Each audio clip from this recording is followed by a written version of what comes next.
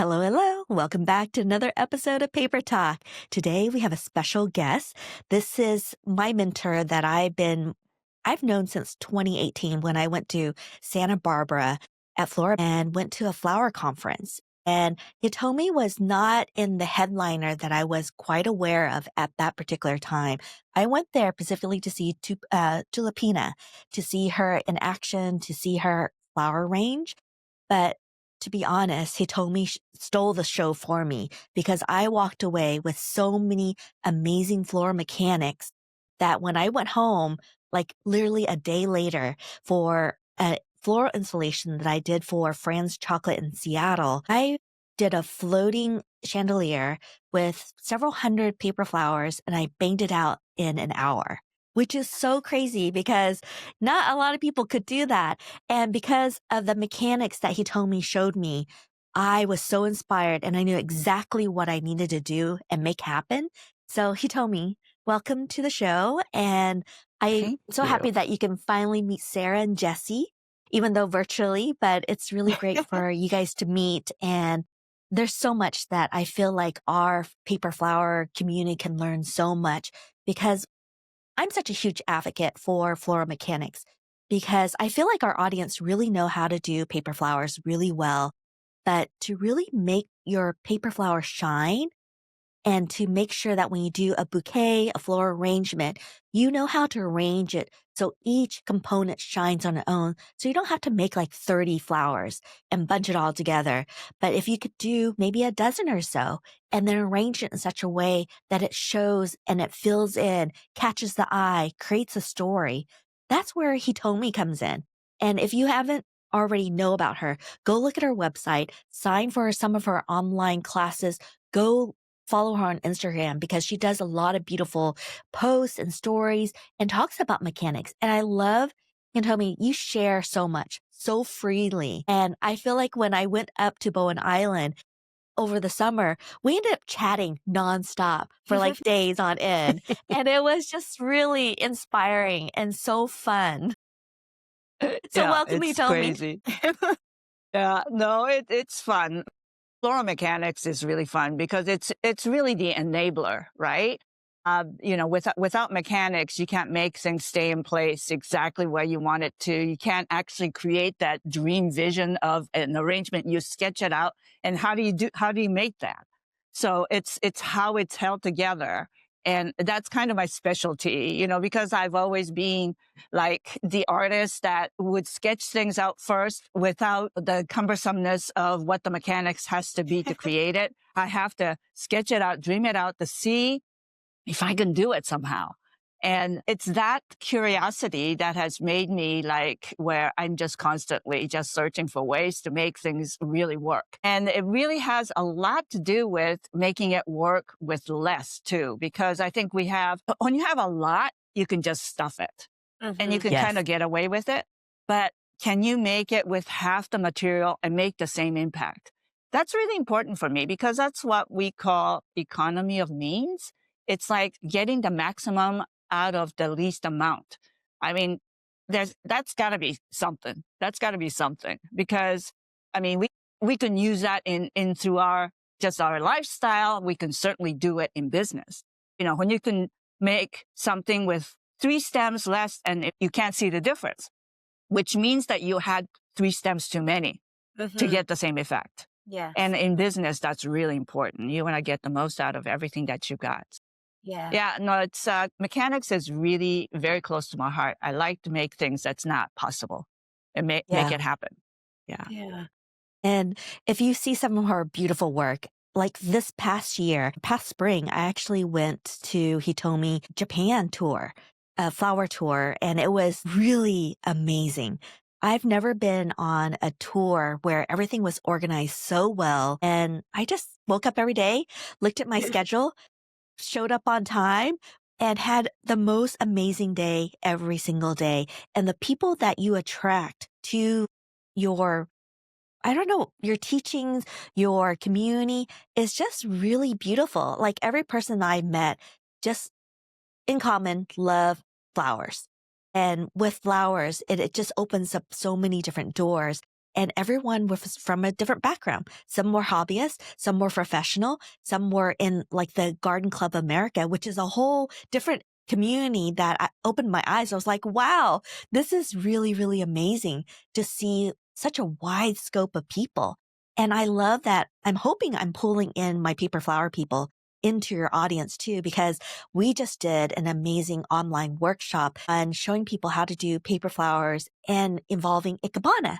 And so they had 3 different components, and it was really incredible to show them and to see the students do 3 different components in an arrangement. And I loved it. It was just really, really incredible to see the excitement from your audience to say, oh my gosh, paper flowers, this is a thing. And to see people love the detail work, be so involved, it really made my heart so incredibly happy. Yeah, it was a great class. I was really happy with it. And Ikebana was a perfect sort of conduit because it requires just few stems to shine. And we made it so that there were 3 different components. So they got to make 3 different, species of flowers, which was fantastic. But Ikebana has so much to do with shaping because it's just few flowers. So you got to make these few flowers really shine. And it also brings a lot of detail. Like it makes your eyes draw to all the details that's on the plant itself. And that's showcased. And that's really such a valuable part about paper flower because you guys are so good at, replicating the beauty and the detail. Like, when I kind of talked to Quinn in the summer, I just fell in love with her because she knew as much, if not more details about some of the plant materials that we both love, fresh and made into paper. And I thought this is a perfect way to actually study flowers, period. Like nomenclature, knowing the morphology of each flower intimately so that you can take advantage of that towards showcasing it into a beautiful design. And I just thought, oh my God, we have to do this. We have to do this paper flower so that they notice those details more. Because most florists, they just get the flower. Some of them don't know the name of it. It's like that thing that I have in my garden. And it's just like, it's frustrating to me that they don't know the material intimately. And you guys do. Like you guys know it so well because you've studied it to the all minute detail. And I just thought this is a perfect marriage to even like teach floristry so that they pay closer attention to the beauty that's there that they're ignoring by bunching it all together. So Mhm. it's no different. Like you, Quinn, wanting to teach your people, the paper flower artists, to learn to design flowers. I want my florists to learn flowers more intimately so that they can do more with it. The more you know, the more you can do and more you can showcase its beauty. And so the art of floristry is different than just floristry. Floristry Yeah. is a bunching. Art of is really showcasing the intricacy of our botanical material. And you guys, that's the heart of your study to be able to do what you do. So really the exchange between paper flower artists and florist should be richer because you in studying in detail that you do would be a lot of help for people that's in the flower business. Yeah. I'm afraid that our paper flower artists tend to make their flowers really beautifully, but then when they, you know, put it into a house, that's how I always think of it. Like you put it into your Uh-huh. home, your base, Right. and it doesn't shine after you put all the effort and work into it. And that's kind of the end result, right? Like, I think sometimes when we just hold the one flower, it's like amazing. But then it is when you arrange it, when it just kind of falls. And I am afraid that a lot of our listeners that are paper artists, paper flower artists, that's the unfortunate part, right? Like the end of it. So I bet we can learn so much from you. I actually, one of the questions I had was, do you also feel like there's like a formula or like a rule that you can tell us about colors? Like when it comes to the flower arranging? Like, Well, I mean, yeah, the color is such I mean, it's a core study. It's really probably the most important element of design because it really is the first thing people like see. When they see a design, when they see a flower, they are attracted to the color first more than anything else. And so I work very closely with Per Benjamin, who's from Sweden. He's a World Cup floral designer. He's a fabulous designer. His forte is color. And working right alongside of him and teaching with him along, I've learned even more because as a Japanese, we had very limited color palette. Like I was very comfortable always with monochromatics and analogous. I would go that far, but I could never reach out to polychromatic because I just thought it was too busy. I just couldn't handle it. And he has shown me how to get there, which is really fantastic because he really works with bridging color and just kind of taking this and this color and bridging it rather than kind of just go with analogous and just picking what works. And in bridging, what you find is like actually color, the neutrals are really the bridge. Like that's why we're so now attracted to browns and grays, because when you include the browns, it actually pulls almost any color together. And the interesting thing is in art, like, I've done watercolor, for instance, like if you mix two colors, like haphazardly, it always turns into brown, which means Yes. that brown actually contains every other color. Right, right. Yeah. It's so weird because painters want to, at least beginner painters, want to avoid this mud color. But to me, as a Right. non-painter, I'm like, why? It's not an ugly color. It's natural, like you said. It's natural. It comes is. together. So why are we trying to avoid muddy colors? Yes. Like colors that have come right out of a tube. To me, they're like school colors. Exactly. Not that interesting, to be honest. It's the colors that come together that are so much more interesting. The streaks of colors, the colors that you don't expect coming together, those are the ones that Yes. like give you that zing. So exciting. Exactly. But for some reason, a lot of painters, at least at the beginning, they're finding ways to try to avoid mixing those colors. When I'm like, no, it's so much more sophisticated. Like, it's, I do think once you get deeper into the properties of color, what it does and what it means, because it was a real aha moment. When I worked with Per, we were in Mexico, we were teaching together, and we would go to the flower market, and I'm trying to gather all these very distinct, beautiful flowers that's going to create this sort of real zing in my design. And he's like, he loves carnations. He absolutely loves carnations because it has such a range in color, right? There's so many more richness in the palette. And then he's picking statice. And statice, like like in Mexico, you buy big bales of statice and it's all these mixers. And it's got like, pinks, and then it has like almost like a beige color. Like there's all these weird colors. Like when I say then, weird colors, like I'm like, why would you pick that? And then he would go and pick like chrysanthemums because he also loves chrysanthemums. He loves the basic flowers because they're the tools to teach the basic floristry that everybody has access to. And that's what he believes in. And so then he's picking the honey color daisies and mums. In my shop in the fall, when I get like a bucket of flowers, like when I get those real beigey colors, I'm like, oh, because it's coming from the flower auction.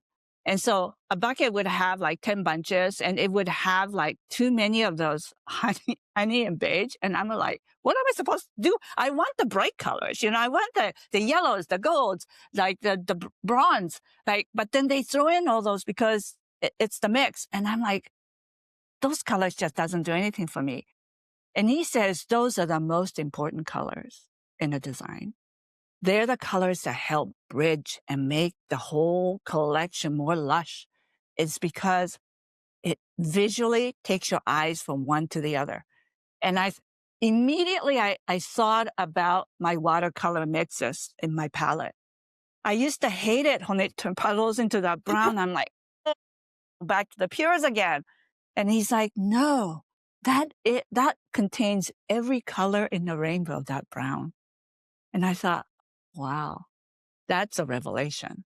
That really helped me understand really what working with color is to understand the complete palette and the importance of the neutrals that helps bring things together. And he would do things like, he would challenge our students, and that's one of the things that loved about working with Quinn, because when she had that pan pastel and how she was brushing the color, I'm like, oh my God, this is like, I gotta buy these pan pastels. Like, I love this because number one, the immediate thing that I thought of is that because I don't use any spray paint anymore at all because of just its chemical and its ramification to the environment and all of that.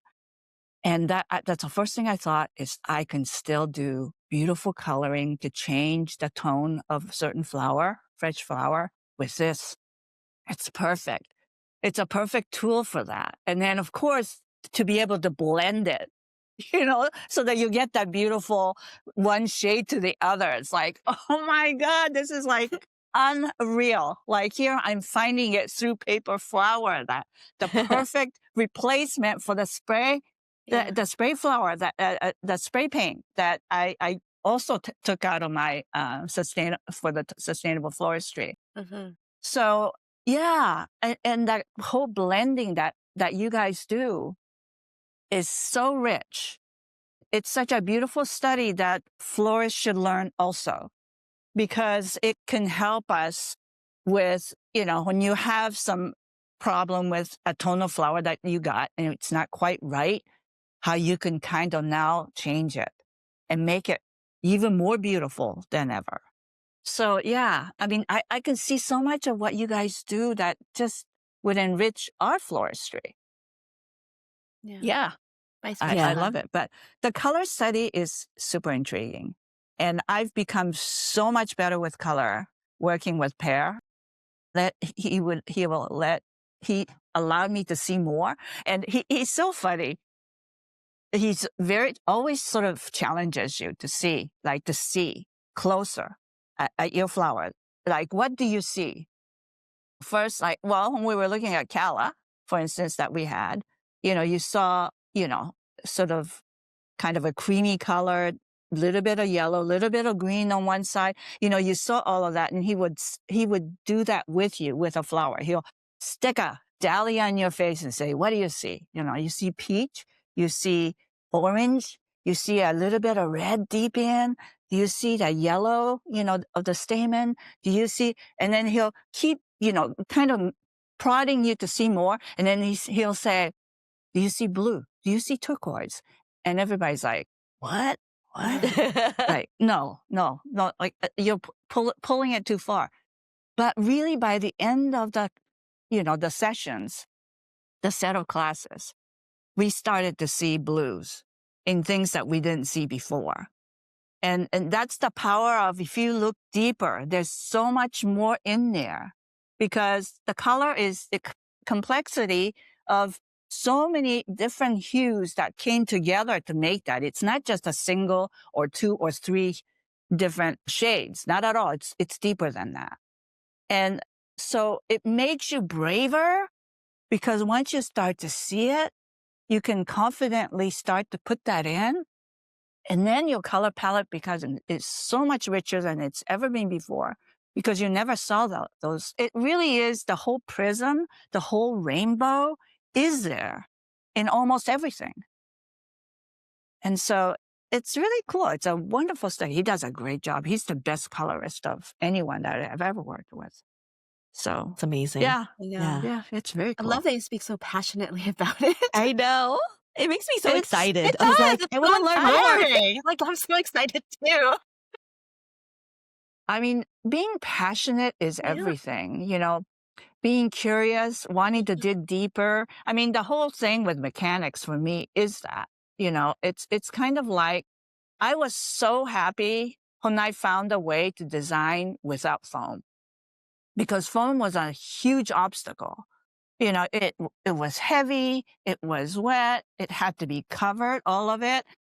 And so it was an obstacle that you had to deal with. And so you couldn't do these very airy, transparent things because you always had this big, heavy thing at the bottom. Mm-hmm. And then it was always dripping. So if you couldn't hang it up because then it would drip. I mean, there was just so many obstacles around it. And when you finally found a way and mechanics that allowed you to design without it, it was just wonderful. Again, it's kind of making dreams come true. It's Yes. almost like there's nothing that's really impossible. Like you just have to keep digging, and you got to work with people who want to dig along with you so that you can kind of be on this journey.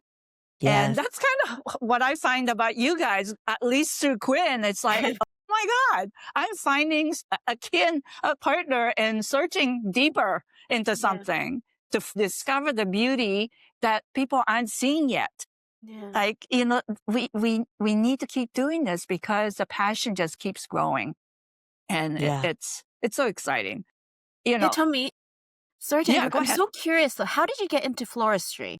Because you talk about it with so much passion. I'm just curious Yeah. where you came from and how you got It- into floristry. That's interesting because I came actually from growing. I actually worked right out of high school. I worked in a nursery, and, I was doing propagation and, just growing, like working at a greenhouse. And from that, and, my ex-husband and I, we started getting into gardening and then getting into growing, and then built a small greenhouse, built a bigger greenhouse, and we had a greenhouse operation. We built the whole greenhouse, everything by ourselves, like hands-on DIY everything. We were like total DIY. Grew. Our specialty was, we did bedding plants, but we got into fuchsias, hanging fuchsia, and grew a beautiful hanging baskets and that. Just was intrigued by, the beautiful coloring of all the different varieties. We had over 350 varieties. We got Amazing. into deeply, like, that's kind of my nature It's anyway. very deep. When I get into it, I get deep into everything. And it's just such a joy to know something more intimately than just ordinary people. And of course that attracts a lot of people who like-minded people. And I realized right from the very beginning, that's kind of what it's about. It's a community builds around you because we're all like-minded. We all love the same thing and we all want to dig into it deeply together. But then it ended up that we instead of just retailing out of the greenhouse, we actually opened a flower shop in town, in the small town. And that's kind of how I started. And it was a plant shop. And, we actually sold bedding plants and fuchsias. And then we, made it all through the year then it was like tropical plants. That's a heyday of the hanging baskets, tropical plants. And so we got into that. But then I got kind of bored with just stocking shelves and just watering. So I was making things, macrames and things like that. Just so, and then, then I had someone come in and ask if I do weddings. It's always the weddings. It's the same thing Yes. with the growers, right? Like they're growing and then they're asked if they do weddings and then they start doing weddings. That's kind of how I started. So yeah, that's how I got into floristry, like pretty out of the blue. I Interesting. decided, okay, this is kind of fun. And I had a actually former retail florist from Vancouver who had retired out in the valley. They told me that they could show me how to do a wedding. So just take a small wedding and they will help me out. So, and I just loved it. I just loved the fact that, I love the growing, but it's kind of a routine every day, watering, picking leaves and all that kind of stuff. This was even more fun, making things. I'm like, oh yeah, this is wonderful. So that's how I got into it. And then I kind of almost immediately, within 2 years, I started to compete because I was really interested in all the You're different levels. passionate. Like you get So right I in. just wanted to all in. dig deep into All everything, in. right? Yeah. And then that just went on and on. But it's interesting because I'm going to start actually a series of workshops, like kind of a subscription thing on Ikebana. Because I'm not an Ikebana sensei. I am not. I have taken Ikebana, Soget school with the sensei for a couple of years. But as a retail florist, I'm just so busy. I couldn't kind of do that weekly kind of thing that was Ikebana. But I actually dove into Ikebana very early, not taking classes, but the attraction of what the art looked like. Because there's so many wonderful Ikebana schools in Japan that publishes a beautiful seasonal like collection of works. And I was so taken by it. And that's the kind of look that inspired me to actually compete and actually win, because it was different than what the regular floristry was. Because it draws on hundreds of years of history of Ikebana. It's a very rich study of just beautiful creative placement of material, beautiful creative use of material, attention to detail, because you're only working with 3 components. So detail is really important. And watching and observing the seasonality of material, the berries that turns into, and the pods and all of those things, and combining all of those, that wasn't really made aware in American floristry. Most florists didn't know anything about. So when I competed with that more specific details and intriguing combination of things, that just was a real winner. And that's why, even though I didn't study Ikebana, but I was intrigued with it. I loved the artistry of it. I loved the richness of its history, and using that really kind of changed the look in kind of my work in competition than everybody else who was doing just design. Do you Right? think that that was an advantage for you? Not knowing Huge anything, going advantage. in, not knowing anything, not knowing what the rules, quote unquote, rules are. Huge advantage. Yeah. That's why I resonate so much with a lot of the young people coming into the industry. And because there's so much more resources today, with the internet, to be able to access and see more, you have so much to pull from. And I really feel like sometimes floristry is a little too static. They keep doing the same thing. They also only learn from other florists. Like you should be reaching out and learning from, people that's in the fiber arts, who's in architecture, because all the other arts also encompass all the different elements and principles of design, that they're just working with other medium. But if you use more of that, you're going to have a much more dynamic art that's just so much bigger than what it could be. That's why I never let it go, this idea of, more influence from outside, allowing floristry to be more an interdisciplinary art. Like, let's not just only work with flowers. Let's work with paper. Let's work with clay. Let's work with glass. Let's work with all these and combine it. It's just be so much richer. That's my belief. But, a lot of people think, oh, that's nice, but we love flowers. And that's okay. That's okay. But I'm one that's always straddling between different medium, because I just find that there's more richness in its texture, for instance. Texture. Flowers stand fresh, even next to a dried, next to, if it was, hand painted, and, if it was some paper in there as well, fibers, isn't that more richer kind of art? So I'm thrilled to find paper. I'm thrilled to find that beautiful crepe paper, what that does. Oh my gosh. And how you guys shape those into those beautiful petals. Oh my gosh, so beautiful. To tell So, our audience to learn other things just in general, like outside of our own craft. Because when you take those random, I took a sewing class, or I used to do pottery, and it technically doesn't really have anything to do with me making paper flowers, but sometimes some of those random techniques that you learn outside of your own craft, you yes. bring it back and you come to your craft and you weirdly kind of pull things that you learn over time. So I do Abs- believe in learning, just anything. Absolutely. Yeah. You have to allow things to come in. There's so much going on in the world. There's so much advancement elsewhere. Like, I have to give you a perfect example of what hasn't happened in floristry. If you look at sympathy work, the funeral flowers, oh my Hmm. God, it's the most archaic thing. It has, Yeah. since I came into it, and even before that, since the 50s, it's Mm-hmm. been the same kind of look. And with all that has happened with the gardeny look, the transparent look, why Yeah. is this part of floristry exactly the same? I don't get it. I'm actually doing a program for AIFT Symposium this year with a friend of mine, Abby Chick. She's a young designer that has really great new outlook. And we're going to try to change the world of flowers. It's I like there's love that. so much more beautiful things you can do in this field. It's just like I think people get really close-minded. Mm-hmm. And I know with floristry, they are so busy. They're cranking it out. They're so busy that they don't have time to evolve as much as they could.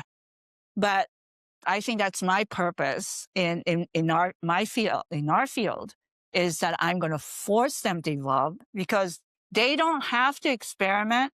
I will do the experimenting for you and show you the result of my experimentation and say, look, if you do this, you can do there's two things that really affects florists and they will pay attention to. One is if you can save time and if you can save money. Mm-hmm. Money and time is the two things florists are lacking. So if you can show them ways that will save time and make them more money, they will pay attention. So, you have to think in ways to help evolve people because Mm-hmm. really in a way, I think, that's how people become receptive to ideas, is when you can kind of touch on those things. And those are very important to me too. Like, I'm constantly with some of my techniques with, my extenders, wire extenders that I make, I'm making it faster and faster so Mm-hmm. that I can show people it's worth making. Can we talk a little bit about your extender? Because your extender has become such an important part of all your floral mechanics, your art, how you display your flowers. How did you first come across it and how have you evolved that? Because on YouTube, you can actually see the structure right behind Hitomi on her left shoulder. That is one of her extender that she has put together as an art piece. And it takes time to make them. Can you talk about that a little bit? Yeah, actually, the extenders actually came from actually starting to work with Midolino back then. Midolino is the core of rattan, and they're just real thin sticks that you can buy. And it was available in great deal, in abundance, by a couple of wholesalers or manufacturers that created them. And I worked with one of them. So, I showed how to use it, on their behalf to help promote the use of, how you can use this Midolino. So it started with bundling Midolino, just bundling them up and to get them to use them singly or in bundles so that you can get some interesting, just bundled pieces. But I didn't like the way you can see the ends, like when you seam it, you see the ends of it and you see it didn't flow. So then I started to actually put yarn around it, wrap yarn around it so that it became more seamless and created, and then I can do different colors. And then I realized that yarn is really great because it holds moisture. Like if you missed it, it holds moisture. And also if you put it in water, it wicks up moisture. So it actually created a humid kind of environment. Like when you build a structure with it and you put flowers in it, it actually help humidify. So it has that attribute as well. But in addition to that, then I started to put wire in it so that I can actually bend it and make it into shapes. And that's when I really loved it because now I can kind of sculpt with it. I can create really some interesting structure with it because the way I think, like I'm an art person first. Like if I go to an art museum, almost every sculpture I look at, I'm like, if I just put a couple of calla lily in that would finish that arrangement. some of the different, beautiful Noguchi sculptures or, that's kind of how I look at it. I'm like, all it needs is like a vine growing through it, and that would bring it to life. Otherwise Yeah. it's a static art. It's a beautiful static art that's permanent. But I just always felt if you put a vine through it, like all of a sudden it brings it to life, right? For those moments, right? So that's how I think. So when I put wire in it and I can start to actually sculpt it, I thought, oh my gosh, this is so exciting because now I can build these sculptures and then I can flower it when I want to bring it to life. So that's kind of how I Yes. came up with it. So it's evolved the way I make it. It's evolved, but it's really hard to convince people to make it. It's kind of like paper flowers because it's a little bit tedious. It takes time, but for me, an extender, wire extender is a component that if I have a lot made in advance, and I have right now, I'm cranking out, right now, I'm making it now into a uniform 26 to 28 inches long, tapered on both ends, and fairly thin. And I'm just doing a lot in different shades of green so that it mimics a vine. And I'm making it so that I can make it so fast now. I have now, I've been working on it maybe last 2 weeks off and on, just in the evenings. I've got over 300 made. That's amazing. I know. And the thing is, it's fun. It's like when I used to make bows for Mother's Day. Every evening I'm making bows while I'm watching TV. That's what I do with these. And I just want to get people to realize that if you have these components ready, you can make any shape you want at any time if you have the components ready, right? And you can just make things. And what I do with it is I actually make kind of a 3D sketch of the shape I want to create with it. And then I put the vines and things through it so that it brings to life the vision of the shape. Like if I'm making a Hogarth curve, I'm going to build a structure that's 3-dimensional, that's kind of hollow, but 3-dimensional, that's shaped like this. And then I just put my flowers into that shape. So it's just like doing a sketch and coloring it in. That's what I do, 3D with those extenders. But that way I can create any shape, literally any shape I want. I can hang it, I can put it on the wall, I can do whatever I want and do it with flowers. Yeah, That's so it's cool. amazing. It's like Yeah, go ahead. I was gonna say it's like draw, like you were saying you drew it first, but it's like drawing with the It's material that totally, you have. Yeah, yeah, that's so it's cool. just hand-on 3D sketching. That's what it Yeah. is. Mhm. Yeah. Yeah. And you know what? That's what it starts with. Concept starts with sketching.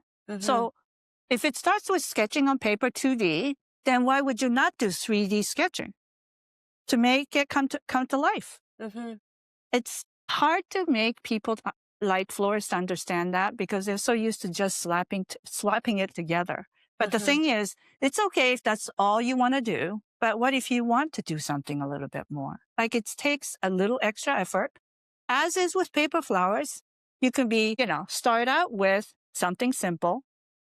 But then when you accomplish that beautifully, don't you want to go to the next level? Like, let's level up. What's the next flower that I'm going to make that's even more complex? And then, like I was saying to Quinn, just kind of letting her know, things like Gomphora carpus, or I don't know what the other name is, things that are really intriguing to me. Like I said to Quinn, do you think you can make that? Or do you think you can make this? I'm like, is this possible? Because I'm doing the same thing that I do with flowers. Is this possible? Is this possible? Well, when I saw the collection of flowers that she brought over to show me, I'm like, what about this? Have you thought about this? That's You just love my that natural challenge. tendency, want to Yeah, I just know. kind of, You like a find challenge. what the next level is, Yes. right?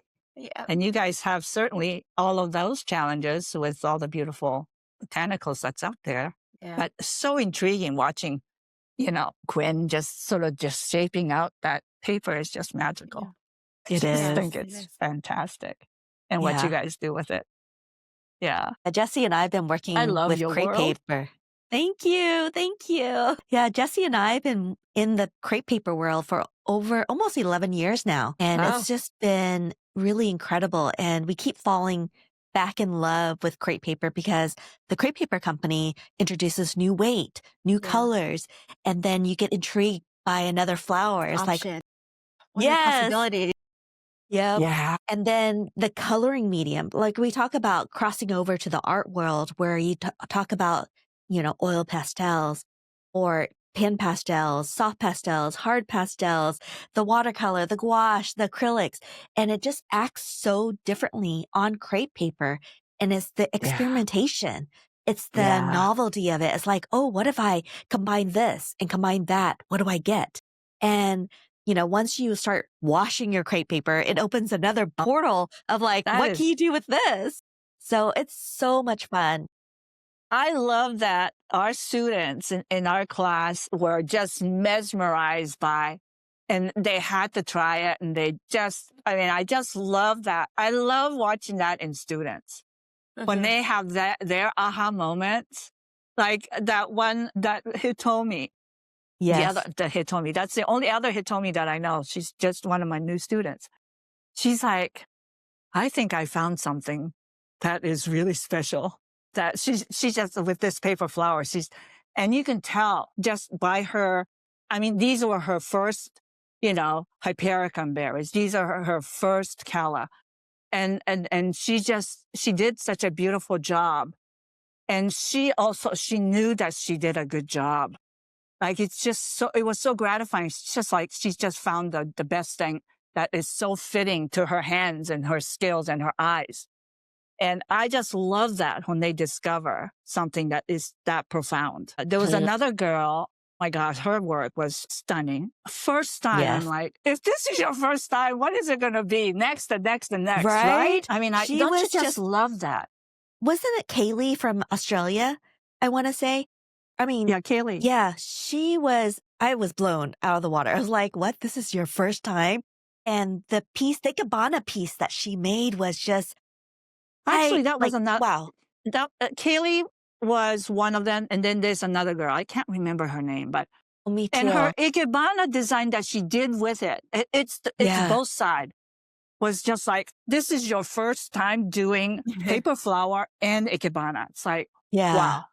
Natural And talent. it's so amazing when you see this kind of work from students. That's what I love teaching so much. You see so much potential. You want to nurture these first something because you can see it. That if they do this, they're going to be awesome. Like it's great. It's great to see. Yeah. Yeah. So he convinced me to do a second workshop with her. It's happening in April, and we're going to do a little bit more difficult flowers. And we're going to do he told me amazing headpieces.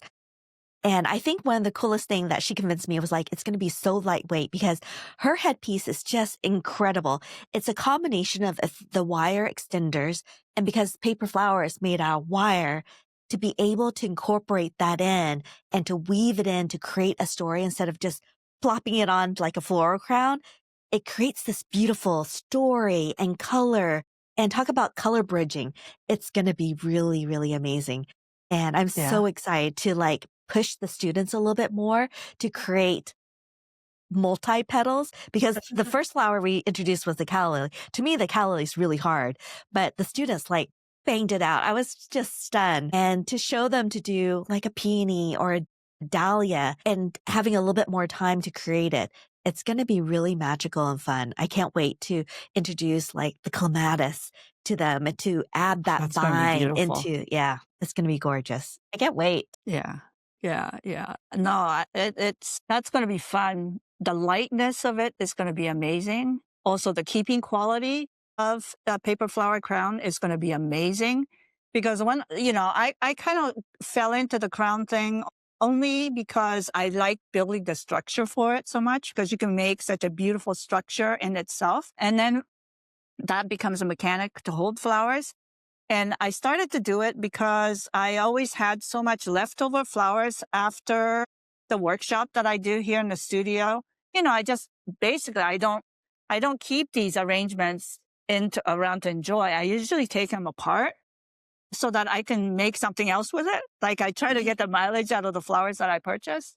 So that's why I started to actually, after I take everything apart, I would actually make, because a lot of the stems being cut short.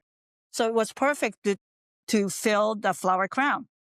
And so I did it every time with leftovers to challenge myself with color, because now I have random colors that wasn't really kind of chosen to make. These are all leftovers, so they're odds and ends. And can I make this into this beautiful composition? So it was just always a color challenge that I did for myself to keep practicing the use of color and texture.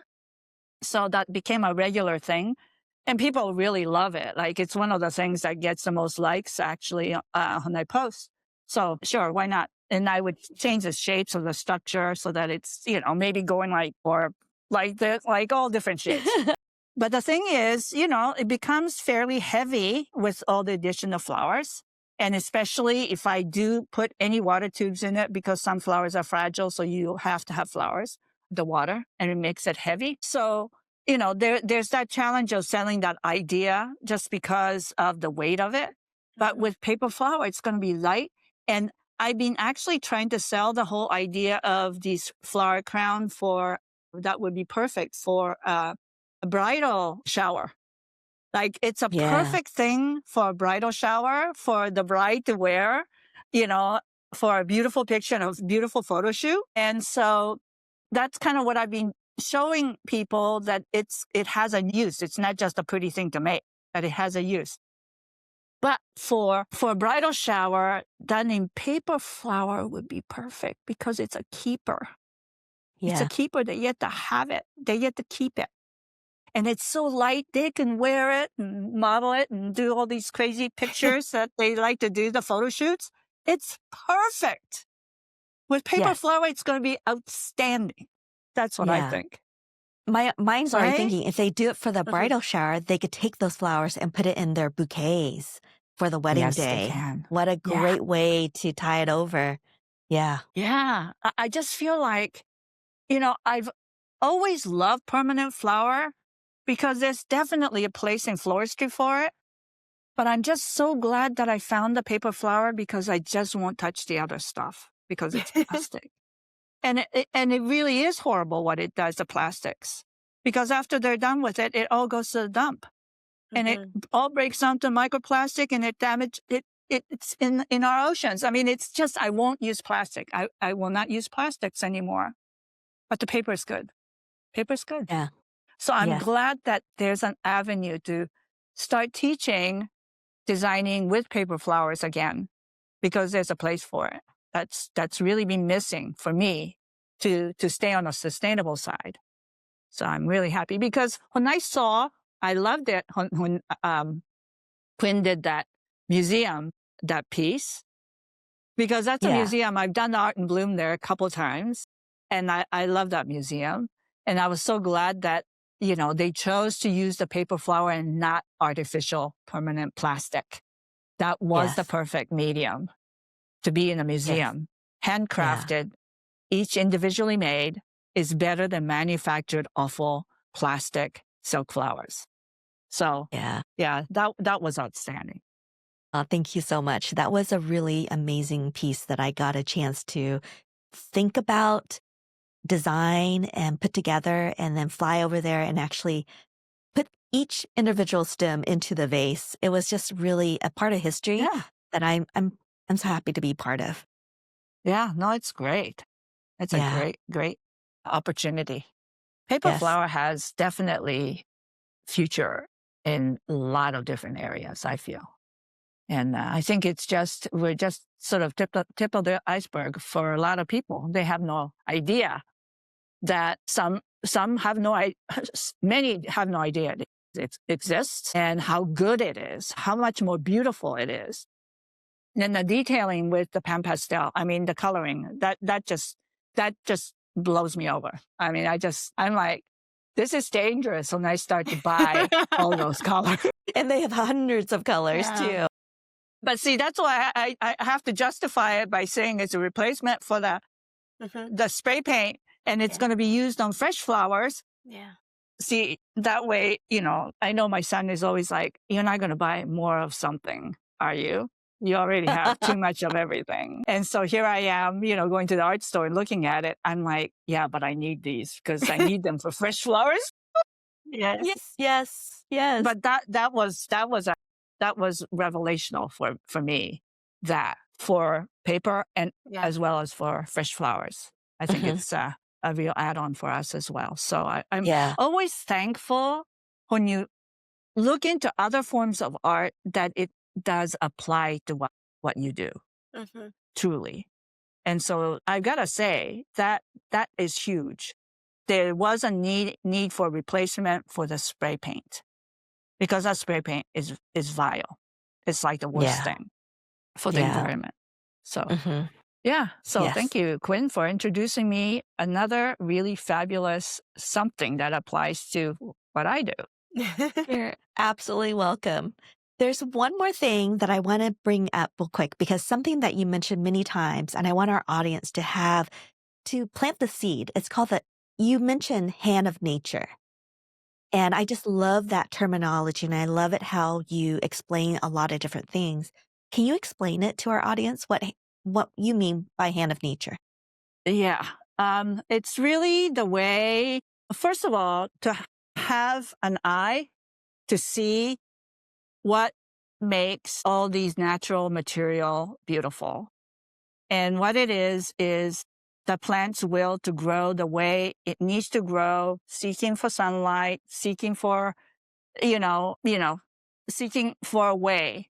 And the most beautiful stems that I look for in nature and even at the market are the real beautiful curvy ones, not just the perfectly straight ones. The perfect straight ones have been grown to be this perfect stem.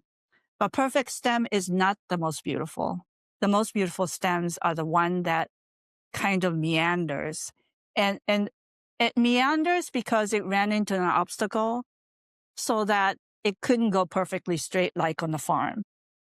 And it's that's why Ikebana is so special, because it searches for those stems and showcase those stems. And so as a floral artist, I'm always out in nature looking, and I would almost always be drawn to that special one that has a personality instead of a lack of personality, that the straight ones. And to be able to create a design that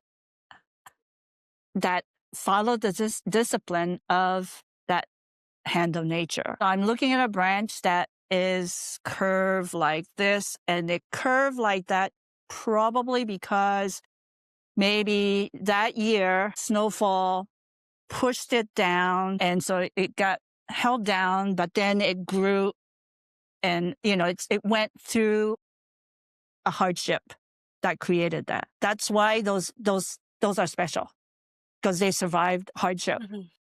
And that's the story. And so you are always aware of that hand of nature that created that beauty, and learning to shape your material like that, because that's what beauty is that piece that went through hardship, not the one that had the easy fertilizer, straight up and down. Those are not the fun, beautiful stuff that you want to feature. So you got to learn to shape things, like shape your tulips so that it's not just straight up and down, but just, learning to shape it just with the warmth of your hand to get a little bit more of a curve to it, so that adds kind of, to me, extra life, because it's really about survival. That's why it does that instead of just straight up and down. And so just observing to know what the most beautiful stems are to your eye, and learning to shape it. And again, I think with what you do, that's really the difference between, like you say, good paper florist that makes beautiful blooms, to can they shape those stems to make it look like it's really real, and that it is growing, that it is not paper, that it looks more real because it grows just like what it does in nature. The shaping of the stems, shaping of the leaves, shaping of the little sepals so that it's as true to nature as possible. That's what hand of nature is when you have the ability to shape it, to make it come alive, right? Yeah. That's what that is. Because a static straight stem, it's alive, but it's not living as if it's searching to grow. That's why I love vines so much. And I hate it when somebody just cuts the tips of the vines because you just killed the growing tip. That's just searching. Like, don't do that. Or they'll do like things like that, some florists will take like stalks or like snapdragons and they want to put it into a round arrangement and they don't like those points. So they take the tops off. It's like, you just killed the living. That's the life right there. Yeah. You just killed it. Yeah. It's Yeah. that to replicate that, when you have the hand of nature, you can make your piece come alive. You know that it's living. It's not just a cut flower anymore. It's living. It's growing Yeah. right in your eye. And I think that's what I used to love about actually working with permanents is I felt like I can breathe it to life. I can make it look real just by the way I shape the stem, shape the leaf. And I think that's what you do with your paper flower as well. So hand of nature, developing the hand of nature and understanding what it takes to bring something to life, to make it like it's living. It feels like it's living is very important. Yeah. Yeah, wow. Oh, Yeah. I love that. It's such a good explanation and a good mindset too when you create your paper pieces to think about how are you going to shape it. Because one thing we always teach our students is like, just give the flower head a little nod instead of having it standing upright. It just creates a little bit of character and it's like it's looking around and gives it personality. Well, we really did that with the bittersweet vine, Yes. because bittersweet vine is like, it's just like contorted in the most beautiful way. Just shaping of that wire, the very tip of it, just a wire with just a couple of little berries on it. It makes a difference between just straight or even bent a little bit to that detail of that intricacy.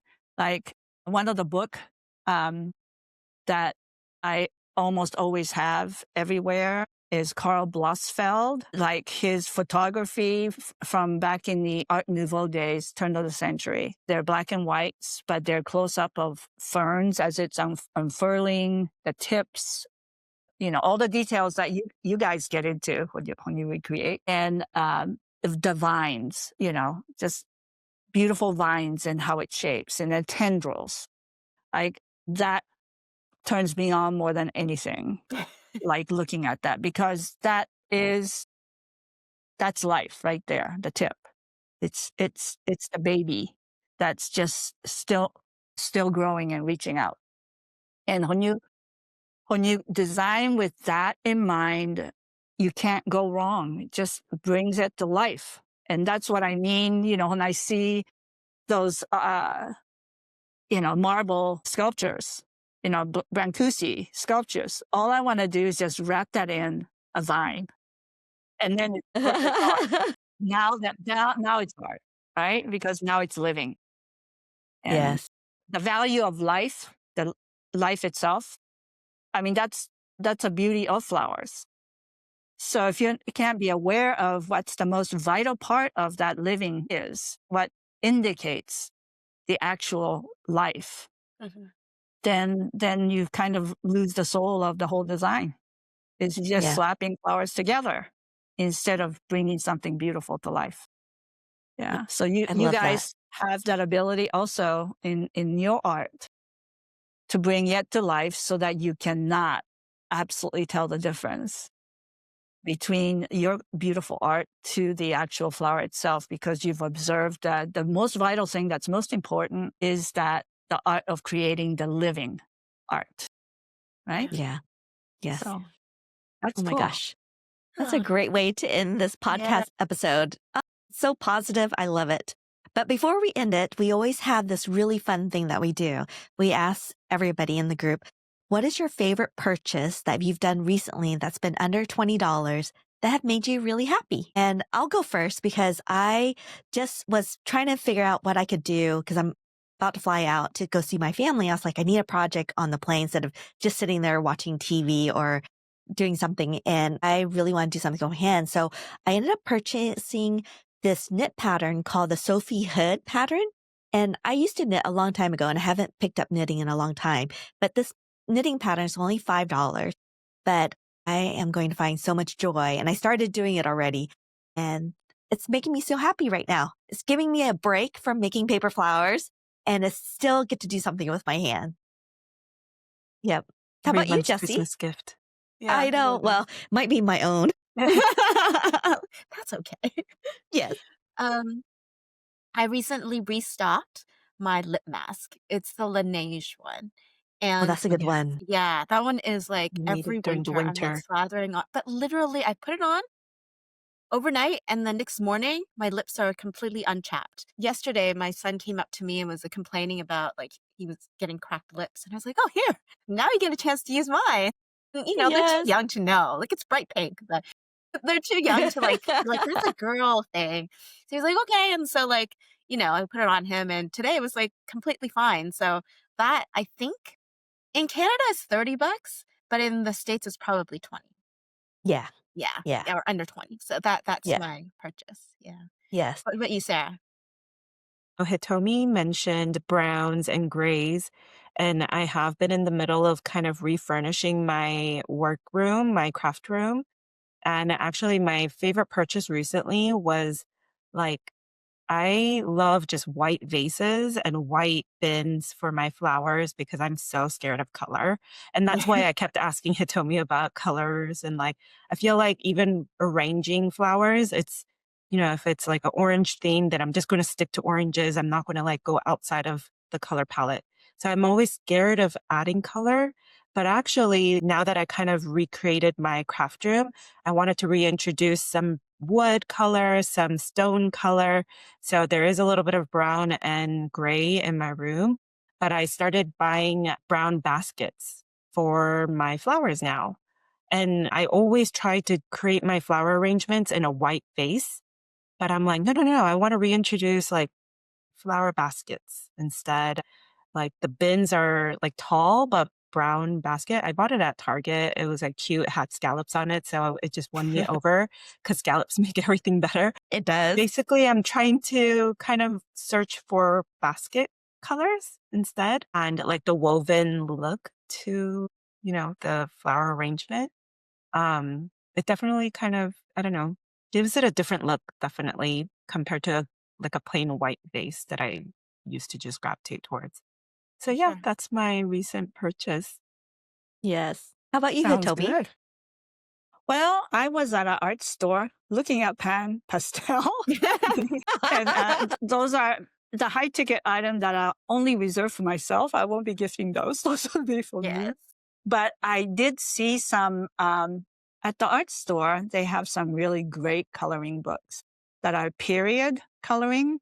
Like there's Art Deco, Art Nouveau coloring books that actually have like line drawings to fill in of like Art Nouveau, Art Period. I'm very drawn to Art Nouveau because that's when it's the whiplash effect. It's all that beautiful curvilinear lines. That's what I'm really into. And I thought some of those coloring books, they were right around $20. I thought those were really great as gifts just because you always love to give gifts of something that you love to someone else. So Yes. that would be good as a gift. But also for myself, I thought like I would use that coloring book that's got the lines and maybe have tracing paper and trace over it so I can get into the feel of the way they drew those sketches. So I can Well, do that's a that great idea. myself and get in that same flow. Because that's one of the things that I do a lot is to like, I'm a big fan of like artist biography so that I kind of learn how they practice their art when they were in the studio, what they did to prepare all those things. And some of them did crazy things like they would lay on the couch when they're relaxing and draw on their body so that they can feel their line as they're sketching, stuff like that. And so I equate this to that, where to get in the flow of the Art Nouveau drawing, but how did the artist do this? To just trace over that, so that's kind of what I was thinking. So it kind of relates a little bit to what we've been talking about, but it was the item, about $20, I thought was perfect. Yeah. Perfect Yeah. price. Yes. That's a great idea. I need to get more tracing paper Yeah. because I'm You know trying to what learn how I to was gonna draw. say, you know what I do? I use my iPad. Yes. So before every project, in order to really look at a flower or leaf, I trace it. I draw the main stems, I draw the separate stems, I draw the leaves or the petals. The really important part is the main stem. Like, does it go this way? Does it go that way? Does it go wonky? It forces you to really look. And it looks at, like edges, the margins of the flower. Like, what does that actually Yes. look like? What does it feel like? And it's really therapeutic. It is an extra step, but with our technology nowadays, you just do it over an image. I use my Yeah. Notability. You can use Procreate. I use Procreate if I'm, doing something that has to be reproduced for someone else. It's a bit neater. But with Notability, I think we were talking about it a couple weeks Yes. back. You can do that. You can save all your images and then on top, write notes on top. So I love doing it because it's just, I don't know, for some reason, I find technology, I feel like I have permission to erase things. On a piece of paper, I feel like I don't. I feel like it has to be perfect. And you could So zoom with, in. Yes. yeah, with technology, I don't know what it is. I think, Yeah. our lives have changed. We're so used to technology and doing undo, right? Undo every time. So like but like Hitomi was saying, like it gives you really need to look at it and it forces you to sort of use your body to redraw or reform that shape or personality. And it kind of goes into your brain, into your mind, into your body a lot better than just looking at it. Because there's so many distractions. I totally agree with that. I mean, that's why I like this whole idea, is to get into a flow. So you're in the realm of another artist. This is how they draw. This is the way they draw their line. And by going over it and practicing it so that goes into your flow. Yeah. Because that's how you practice to get into that flow. Like it's not just by seeing and doing. It's kind of like you got to practice over their line so that you can feel it, how You it can felt. feel it. Yes. You can Yeah, feel it. you got to Yeah. feel it. Yeah, You that's gotta feel exactly it. what it is. And once you get that, then you're kind of really in the flow. Yeah. And that's really important because that's how you transform yourself from you to this. And then it becomes you because you did it. Yeah. Mhm. So it's a Yeah. great way Yeah. to internalize what you saw, I think. Yeah. So I Yeah. think it's So, a good practice. yeah. I'm always looking for those things too, just different Artist ways that you can process. teach, Yeah. It's so because these interesting. are teaching tricks that's going to Yeah. help people, So true. right? Yes. Yeah. So Yeah. anyway, So true. Yeah. yeah, I love that this all has been 4 of so us. much fun, you guys. Oh, Oh my Yes. gosh. I know. I So love it. yeah. Thank you so much, Hitomi, for joining us. And if you guys love this particular episode, make sure you hit and follow and give a like for this episode because we want to get as many support as possible just to spread this particular episode because it's such a there's so much good information on here and tidbits that you can probably pull and utilize in your profession. Thank you so much, Hitomi, for joining us. Thank you. thank you. Thank Yeah. you. Thank you Nice so meeting you much. guys. Nice Yes. meeting you. Likewise. Thanks. Bye. Bye, everybody. Bye.